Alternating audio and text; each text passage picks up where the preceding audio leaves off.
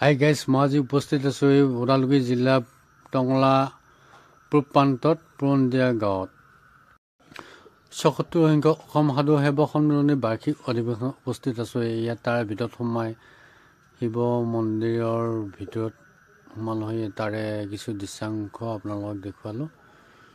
তাৰপিছত শিৱ বাবাৰ ভিতৰৰ মণিকূটটোৰ ভিতৰৰ দৃশ্যাংশ আপোনালোকক দেখুৱাই আছোঁ। খুব ভাল লাগে, ইয়ালৈ আহিব যদি পাৰে আপোনালোকে।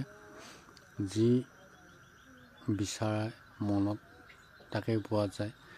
এওঁ হ'ল মন্দিৰৰ পূজাৰী বাবা, তাৰপিছত এওঁ হ'ল আলহী। তাৰপিছত এয়া বাহিৰতো চাকি বন্তি জ্বলাইছে। এওঁলোক ভক্তপ্ৰাণ সাধু বাবাসকলে ইয়াতে জিৰণি লৈ দুই চিলিম ভাঙো খাই আছে। এওঁ হ'ল সাধু বাবা, বাহিৰৰ পৰা আহিছে। এওঁলোক ৰাতি ইয়াতেই আছিলে আশ্ৰয় লৈ। দুদিনীয়া কাৰ্যসূচীৰে পালন কৰিছিলে ২১ ফেব্ৰুৱাৰী আৰু ২২ ফেব্ৰুৱাৰী। মই ৰাস্তাৰ পৰা ওলাই মঞ্চৰ কাষলৈ যাম এতিয়া।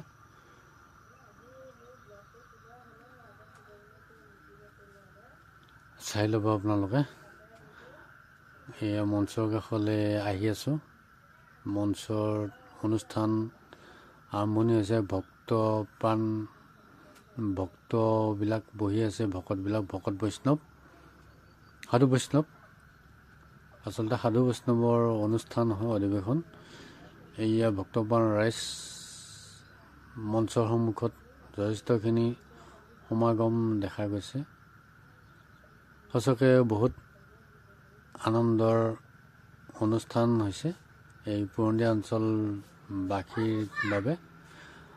বহুত দূৰ দূৰণিৰ পৰা মানুহ, ভক্তপ্ৰাণ ৰাইজ গোট খাইছেহি। বহুত আনন্দৰ পুৰণিয়াবাসীৰ বাবে। আচলতে এয়া ডাকুৱা প্ৰাথমিক বিদ্যালয়ৰ ছাত্ৰ ছাত্ৰীসকলে গীত পৰিৱেশন কৰিছে। চাই লওক তাৰে কিছু দৃশ্যাংশ। আৰু এয়া সাধু বাবাকেইজনে বহি আছে। পিছফালৰ পৰা কিছু দৃশ্যাংশ তুলি ৰাখিছোঁ আপোনালোকক দেখুৱাবলৈ। পুৰণিয়া অঞ্চলৰ নৱমিলন শিৱ মন্দিৰ সমিতিক অশেষ ধন্যবাদ জ্ঞাপন কৰিছোঁ, কিয়নো তেওঁলোকে বহুত কষ্টৰ ত্যাগৰ মাজেৰে এই অনুষ্ঠানটো পতাৰ বাবে আৰু বহুত ভাল কৰিছে। এয়া সম্বৰ্ধনা জনাইছে। সম্বৰ্ধনা কিছু দৃশ্যাংশ আবদ্ধ কৰিছোঁ। এয়া মঞ্চত সাধু বৈষ্ণৱে এই ধৰ্মৰ কথা ব্যাখ্যা কৰি আছে। দৰ্শকবৃন্দই ধুনীয়াভাৱে একান্ত মনে ভক্তপ্ৰাণ ৰাইজে শুনি উপভোগ কৰি আছে। ইয়াৰ পিছত মই চিধা গ'লোগৈ ভোজনালয়। এয়া মহাপ্ৰসাদ অন্ন বিলাই আছে আৰু আই মাতৃ ভক্তসকলে প্ৰসাদ গ্ৰহণ কৰিছে। তাৰে কিছু দৃশ্যাংশ আবদ্ধ কৰিলোঁ। ধুনীয়াকৈ দি আছে। পৰিৱেশটো বহুত আনন্দময় পৰিৱেশ। ইয়াতে গেৰুৱা ফুটুকীবাৰী প্ৰাথমিক বিদ্যালয়ৰ ছাত্ৰ ছাত্ৰীসকলে নৃত্য প্ৰদৰ্শন কৰিছে। তাৰে কিছু দৃশ্যাংশ আপোনালোকৰ মাজলৈ ৰেকৰ্ড কৰি থলোঁ। এই অনুষ্ঠানটো কেনে পালে আপোনালোকে জনাবচোন।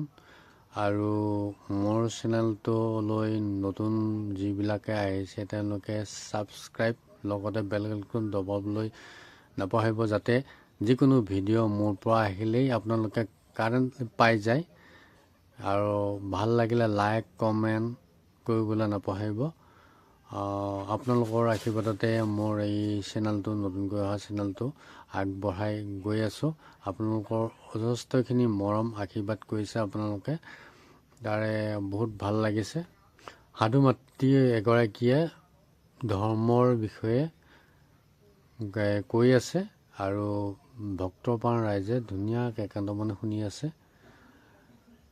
আপোনালোকে চাব, নিশ্চয় ভাল পাব, কাৰণ এই ধৰ্ম অনুষ্ঠান হয়, বেলেগ অনুষ্ঠান নহয়। চাব বুলি আশা কৰি এয়া ৰান্ধনীশাললৈ আগবাঢ়িলোঁ। ৰান্ধনীবিলাকে ৰন্ধা বঢ়াত ব্যস্ত, কিমান ধুনীয়াকৈ পৰিপাটিকৈ ৰন্ধা বঢ়াত ব্যস্ত। এয়া নিৰামিষ যদিও বহুত ধুনীয়াকৈ আচলতে বনাইছে।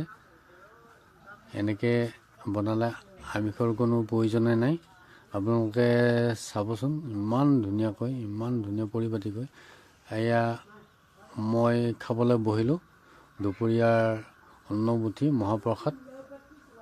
আপোনালোকৰ মাজলৈ বিদায় মাগিম আৰু এতিয়া খাই বৈ, গতিকে আকৌ নেক্সট ভিডিঅ'ত লগ পোৱাৰ প্ৰতিশ্ৰুতিৰে আজিলৈ ইমানতে এৰিছোঁ। Bye bye.